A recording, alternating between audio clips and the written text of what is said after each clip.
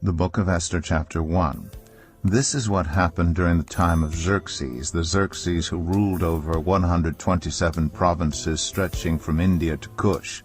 At that time King Xerxes reigned from his royal throne in the citadel of Susa, and in the 3rd year of his reign he gave a banquet for all his nobles and officials, the military leaders of Persia and Media. The princes and the nobles of the provinces were present. For a full 180 days he displayed the vast wealth of his kingdom and the splendor and glory of his majesty.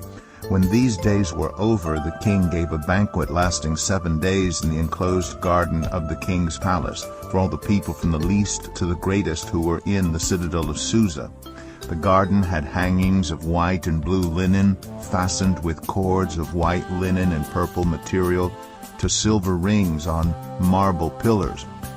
There were couches of gold and silver and a mosaic pavement of porphyry, marble, mother of pearl, and other costly stones.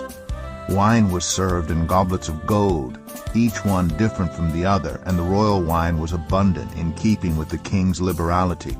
By the king's command, each guest was allowed to drink with no restrictions, for the king instructed all the wine stewards to serve each man what he wished. Queen Vashti also gave a banquet for the women in the royal palace of King Xerxes.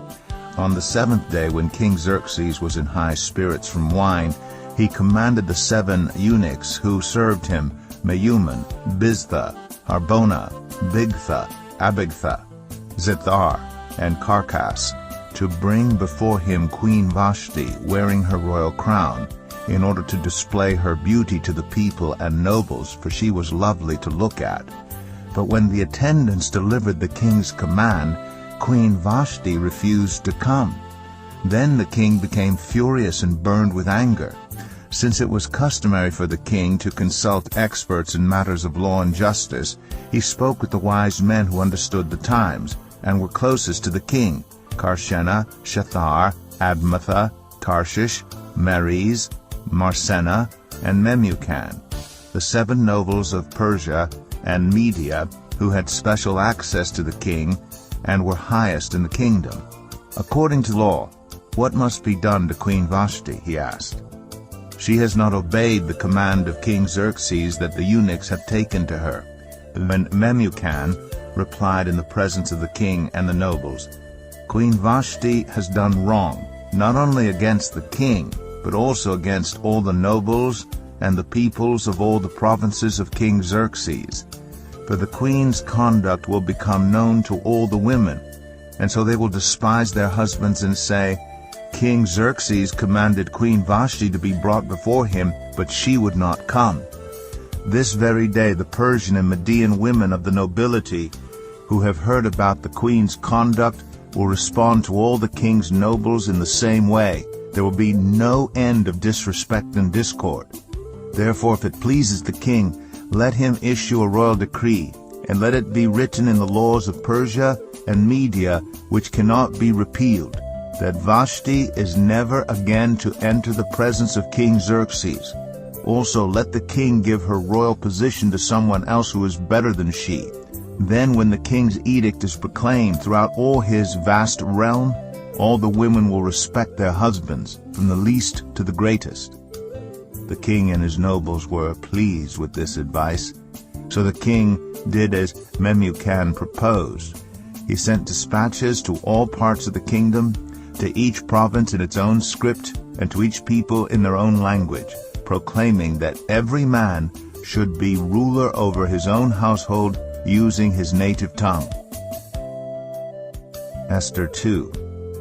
Later, when King Xerxes' fury had subsided, he remembered Vashti, and what she had done, and what he had decreed about her. Then the king's personal attendants proposed, Let a search be made for beautiful young virgins for the king. Let the king appoint commissioners in every province of his realm to bring all these beautiful young women into the harem at the citadel of Susa. Let them be placed under the care of Hegai, the king's eunuch, who is in charge of the women, and let beauty treatments be given to them. Then let the young woman who pleases the king be queen instead of Vashti. This advice appealed to the king, and he followed it. Now there was in the citadel of Susa a Jew of the tribe of Benjamin named Mordecai, son of Jair, the son of Shimei, the son of Kish, who had been carried into exile from Jerusalem by Nebuchadnezzar king of Babylon, among those taken captive with Jehoiachin king of Judah. Mordecai had a cousin named Hadassah, whom he had brought up because she had neither father nor mother. This young woman, who was also known as Esther, had a lovely figure and was beautiful. Mordecai had taken her as his own daughter when her father and mother died. When the king's order and edict had been proclaimed, many young women were brought to the citadel of Susa and put under the care of Hegai. Esther also was taken to the king's palace and entrusted to Hegai, who had charge of the harem. She pleased him and won his favor. Immediately he provided her with her beauty treatments and special food. He assigned to her 7 female attendants selected from the king's palace, and moved her and her attendants into the best place in the harem. Esther had not revealed her nationality and family background because Mordecai had forbidden her to do so. Every day he walked back and forth near the courtyard of the harem to find out how Esther was and what was happening to her.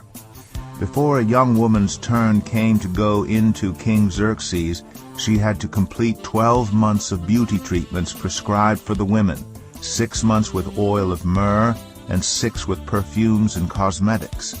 And this is how she would go to the king. Anything she wanted was given her to take with her from the harem to the king's palace. In the evening she would go there, and in the morning return to another part of the harem, to the care of Shaashgaz, the king's eunuch who was in charge of the concubines. She would not return to the king unless he was pleased with her and summoned her by name. When the turn came for Esther, the young woman Mordecai had adopted, the daughter of his uncle Abihail, to go to the king, she asked for nothing other than what Hegai, the king's eunuch who was in charge of the harem, suggested. And Esther won the favor of everyone who saw her. She was taken to King Xerxes in the royal residence in the 10th month, the month of Tebeth, in the 7th year of his reign. Now the king was attracted to Esther more than to any of the other women, and she won his favor and approval more than any of the other virgins. So he set a royal crown on her head and made her queen instead of Vashti. And the king gave a great banquet, Esther's banquet, for all his nobles and officials. He proclaimed a holiday throughout the provinces and distributed gifts with royal liberality. When the virgins were assembled a second time, Mordecai was sitting at the king's gate.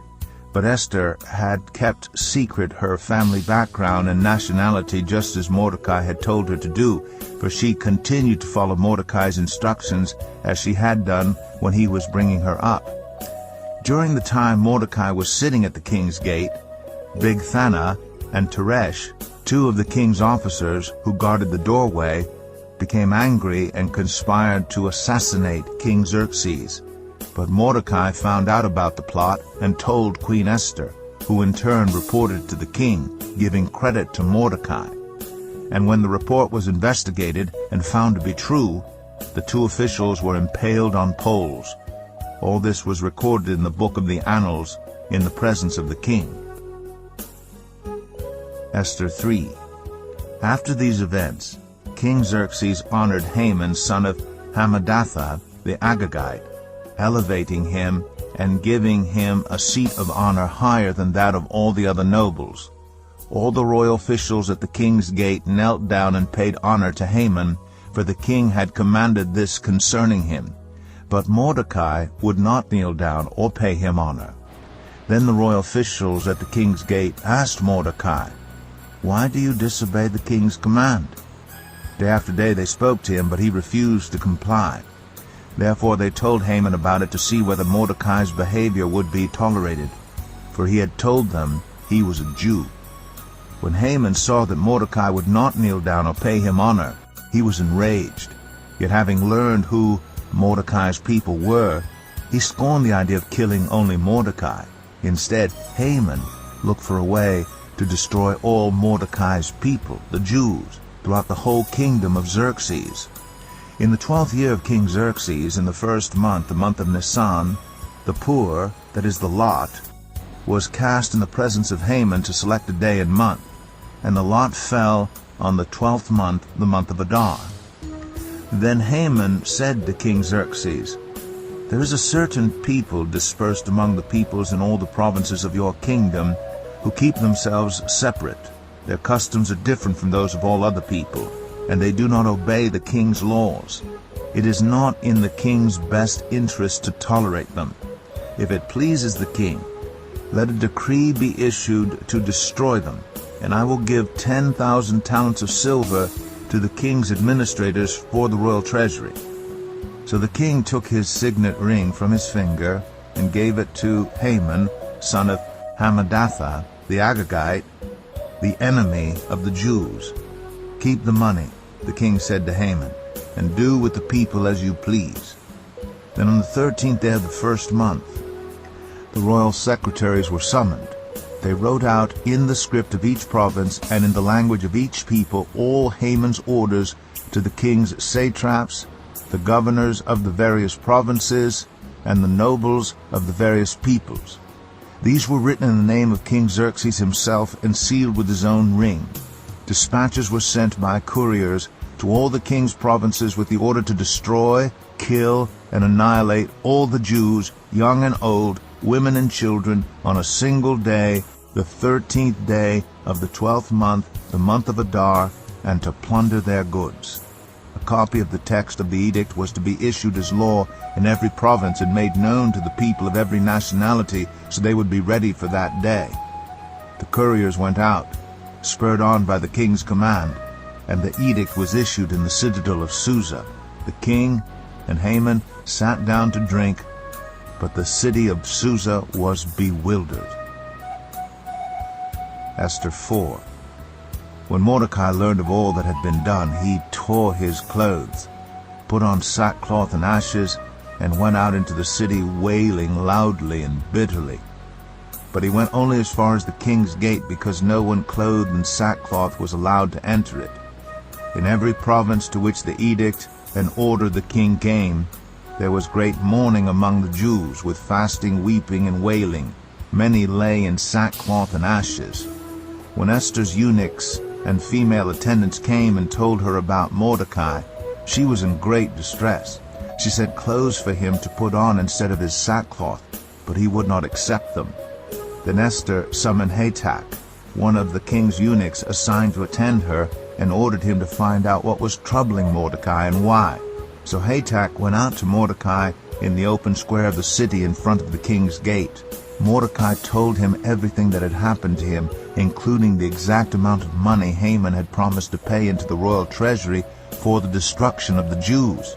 He also gave him a copy of the text of the edict for their annihilation, which had been published in Susa, to show to Esther and to explain it to her, and he told him to instruct her to go into the king's presence to beg for mercy and plead with him for her people. Hatach went back and reported to Esther what Mordecai had said.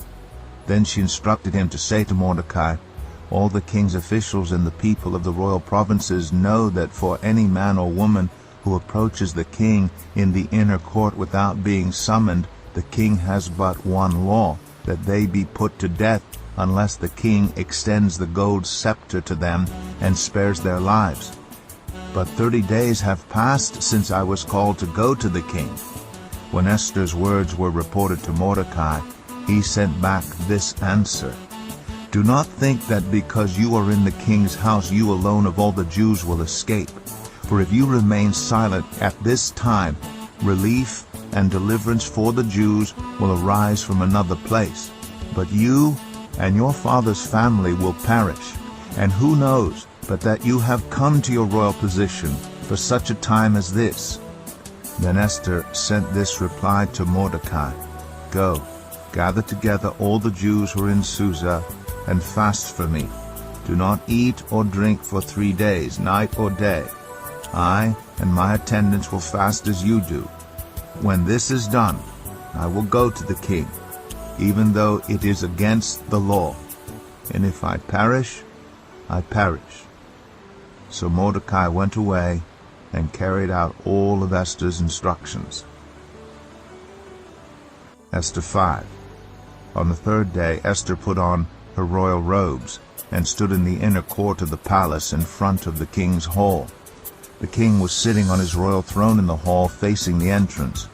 When he saw Queen Esther standing in the court, he was pleased with her and held out to her the gold scepter that was in his hand.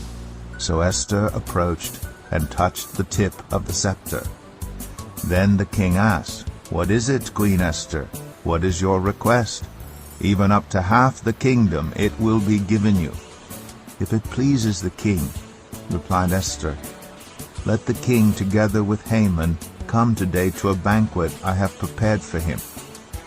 "Bring Haman at once," the king said, "so that we may do what Esther asks." So the king and Haman went to the banquet Esther had prepared. As they were drinking wine, the king again asked Esther, "Now, what is your petition? It will be given you. And what is your request? Even up to half the kingdom it will be granted." Esther replied, "My petition and my request is this. If the king regards me with favor, and if it pleases the king to grant my petition and fulfill my request, let the king and Haman come tomorrow to the banquet I will prepare for them. Then I will answer the king's question." Haman went out that day happy and in high spirits. But when he saw Mordecai at the king's gate and observed that he neither rose nor showed fear in his presence, he was filled with rage against Mordecai. Nevertheless, Haman restrained himself and went home. Calling together his friends and Zeresh his wife, Haman boasted to them about his vast wealth, his many sons, and all the ways the king had honored him, and how he had elevated him above the other nobles and officials. "And that's not all," Haman added. "I'm the only person Queen Esther invited to accompany the king to the banquet she gave, and she has invited me along with the king tomorrow. But all this gives me no satisfaction as long as I see that Jew Mordecai sitting at the king's gate." His wife Zeresh and all his friends said to him, "Have a pole set up reaching to a height of 50 cubits, and ask the king in the morning to have Mordecai impaled on it. Then go with the king to the banquet and enjoy yourself." This suggestion delighted Haman, and he had the pole set up. Esther 6. That night the king could not sleep, so he ordered the book of the Chronicles, the record of his reign, to be brought in and read to him. It was found recorded there that Mordecai had exposed Bigthana and Teresh, two of the king's officers who guarded the doorway, who had conspired to assassinate King Xerxes. "What honor and recognition has Mordecai received for this?" the king asked. "Nothing has been done for him," his attendants answered. The king said, "Who is in the court?" Now Haman had just entered the outer court of the palace to speak to the king about impaling Mordecai on the pole he had set up for him. His attendants answered, "Haman is standing in the court." "Bring him in," the king ordered. When Haman entered, the king asked him, "What should be done for the man the king delights to honor?" Now Haman thought to himself, "Who is there that the king would rather honor than me?" So he answered the king, "For the man the king delights to honor, have them bring a royal robe the king has worn and a horse the king has ridden, one with the royal crest placed on its head. Then let the robe and horse be entrusted to one of the king's most noble princes.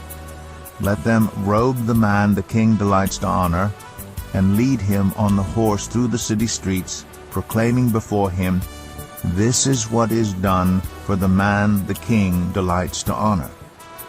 "Go at once," the king commanded Haman. "Get the robe and the horse, and do just as you have suggested for Mordecai the Jew, who sits at the king's gate. Do not neglect anything you have recommended." So Haman got the robe and the horse. He robed Mordecai and led him on horseback through the city streets, proclaiming before him, "This is what is done for the man the king delights to honor." Afterward Mordecai returned to the king's gate, but Haman rushed home, with his head covered in grief, and told Zeresh his wife and all his friends everything that had happened to him. His advisers and his wife Zeresh said to him, "Since Mordecai, before whom your downfall has started, is of Jewish origin, you cannot stand against him. You will surely come to ruin." While they were still talking with him, the king's eunuchs arrived and hurried Haman away to the banquet Esther had prepared. Esther 7. So the king and Haman went to Queen Esther's banquet, and as they were drinking wine on the second day, the king again asked, "Queen Esther, what is your petition? It will be given you. What is your request? Even up to half the kingdom it will be granted." Then Queen Esther answered, "If I have found favor with you, your majesty, and if it pleases you, grant me my life. This is my petition, and spare my people. This is my request. For I and my people have been sold to be destroyed, killed, and annihilated. If we had merely been sold as male and female slaves, I would have kept quiet, because no such distress would justify disturbing the king." King Xerxes asked Queen Esther, "Who is he? Where is he, the man who has dared to do such a thing?" Esther said, "An adversary, an enemy, this vile Haman." Then Haman was terrified before the king and queen. The king got up in a rage, left his wine, and went out into the palace garden. But Haman, realizing that the king had already decided his fate, stayed behind to beg Queen Esther for his life. Just as the king returned from the palace garden to the banquet hall, Haman was falling on the couch where Esther was reclining. The king exclaimed, "Will he even molest the queen while she is with me in the house?" As soon as the word left the king's mouth, they covered Haman's face. Then Harbona, one of the eunuchs attending the king, said, "A pole reaching to a height of 50 cubits stands by Haman's house. He had it set up for Mordecai, who spoke up to help the king." The king said, "Impale him on it." So they impaled Haman on the pole he had set up for Mordecai. Then the king's fury subsided. Esther 8. That same day, King Xerxes gave Queen Esther the estate of Haman, the enemy of the Jews, and Mordecai came into the presence of the king, for Esther had told how he was related to her. The king took off his signet ring, which he had reclaimed from Haman, and presented it to Mordecai, and Esther appointed him over Haman's estate. Esther again pleaded with the king, falling at his feet and weeping. She begged him to put an end to the evil plan of Haman the Agagite, which he had devised against the Jews. Then the king extended the gold scepter to Esther, and she arose and stood before him. "If it pleases the king," she said, "and if he regards me with favor and thinks it the right thing to do, and if he is pleased with me, let an order be written overruling the dispatches that Haman, son of Hammedatha, the Agagite, devised and wrote to destroy the Jews in all the king's provinces. For how can I bear to see disaster fall on my people? How can I bear to see the destruction of my family?" King Xerxes replied to Queen Esther and to Mordecai the Jew, "Because Haman attacked the Jews, I have given his estate to Esther, and they have impaled him on the pole he set up. Now write another decree in the king's name in behalf of the Jews as seems best to you, and seal it with the king's signet ring. For no document written in the king's name and sealed with his ring can be revoked." At once the royal secretaries were summoned. On the 23rd day of the 3rd month, the month of Sivan, they wrote out all Mordecai's orders to the Jews and to the satraps, governors, and nobles of the 127 provinces stretching from India to Cush. These orders were written in the script of each province and the language of each people, and also to the Jews in their own script and language. Mordecai wrote in the name of King Xerxes, sealed the dispatches with the king's signet ring, and sent them by mounted couriers who rode fast horses especially bred for the king. The king's edict granted the Jews in every city the right to assemble and protect themselves, to destroy, kill, and annihilate the armed men of any nationality or province who might attack them and their women and children, and to plunder the property of their enemies. The day appointed for the Jews to do this in all the provinces of King Xerxes was the 13th day of the 12th month, the month of Adar. A copy of the text of the edict was to be issued as law in every province and made known to the people of every nationality, so that the Jews would be ready on that day to avenge themselves on their enemies. The couriers riding the royal horses went out, spurred on by the king's command, and the edict was issued in the citadel of Susa. When Mordecai left the king's presence, he was wearing royal garments of blue and white, a large crown of gold, and a purple robe of fine linen, and the city of Susa held a joyous celebration. For the Jews it was a time of happiness and joy, gladness and honor. In every province and in every city to which the edict of the king came, there was joy and gladness among the Jews, with feasting and celebrating, and many people of other nationalities became Jews because fear of the Jews had seized them. Esther 9. On the 13th day of the 12th month, the month of Adar, the edict commanded by the king was to be carried out. On this day, the enemies of the Jews had hoped to overpower them, but now the tables were turned and the Jews got the upper hand over those who hated them. The Jews assembled in their cities, in all the provinces of King Xerxes, to attack those determined to destroy them. No one could stand against them because the people of all the other nationalities were afraid of them.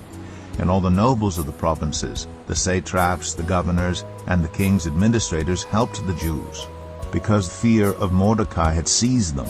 Mordecai was prominent in the palace, his reputation spread throughout the provinces, and he became more and more powerful.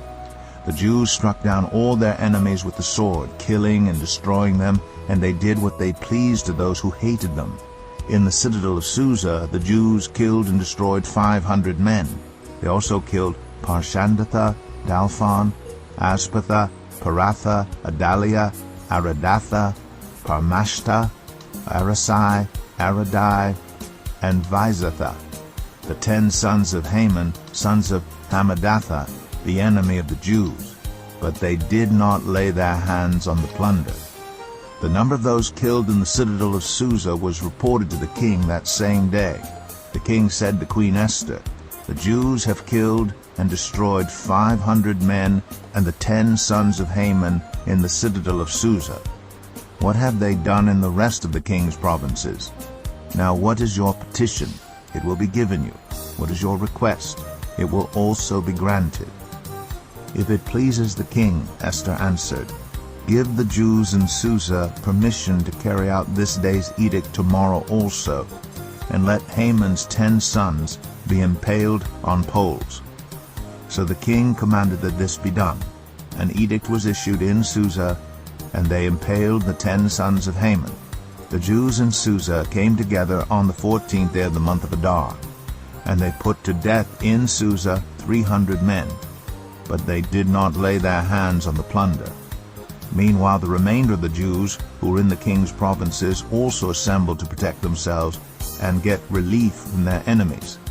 They killed 75,000 of them, but did not lay their hands on the plunder. This happened on the 13th day of the month of Adar, and on the 14th they rested and made it a day of feasting and joy. The Jews in Susa, however, had assembled on the 13th and 14th, and then on the 15th they rested and made it a day of feasting and joy. That is why rural Jews, those living in villages, observe the 14th of the month of Adar as a day of joy and feasting, a day for giving presents to each other.